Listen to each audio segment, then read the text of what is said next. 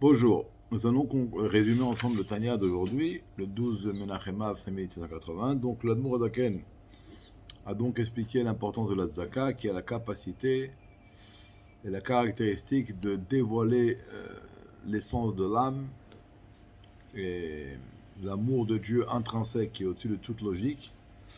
Et donc il termine, c'est pour ça que le Passouk dit la justice, les fanav et alech.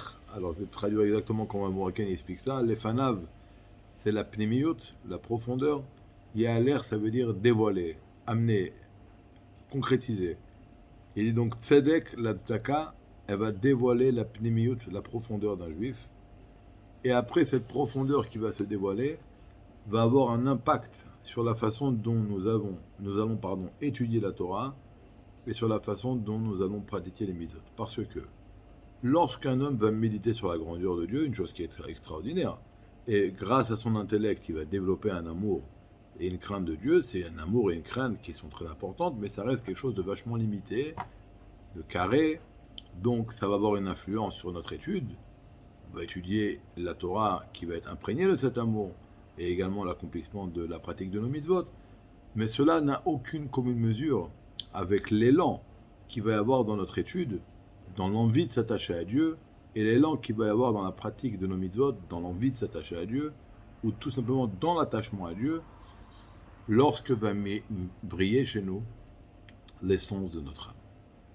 Et c'est pour ça qu'on dit, la tzedaka, elle est appelée la paix, parce qu'elle crée une paix, une paisibilité entre nous et Dieu, parce qu'on a cet amour-là intrinsèque qui va se dévoiler, cet élan phénoménal qui va se créer chez nous pour vouloir complètement se fusionner avec la divinité. Et c'est ça qu'on dit Pada Beshalom. Dieu a libéré dans la paix Nafshi, mon âme. Mais là, c'est pas seulement mon âme, c'est la Shrina, la présence divine qui était en moi, qui était en galoute, plongée dans l'état avot. Avec la tzedaka, je l'ai libéré. Et j'ai fait un réveil d'en bas qui a fait un réveil d'en haut. Et Dieu m'a sorti de cette galère et même l'essence de mon âme pris. Et là, il dit que ça, c'est la tzedaka de façon générale, mais plus particulièrement lorsque nous allons donner la tzedaka à des sages qui étudient la Torah dans la terre d'Israël. Parce que là-bas, c'est écrit que les yeux de Dieu et le cœur de Dieu, bien sûr c'est métaphorique, sont tournés vers la terre d'Israël constamment. Et il dit, cette tzedaka là qu'on va donner plus particulièrement pour les sages qui étudient la Torah dans la terre d'Israël, c'est elle qui va nous protéger et qui va toujours empêcher ceux qui veulent nous faire du mal de nous faire du mal.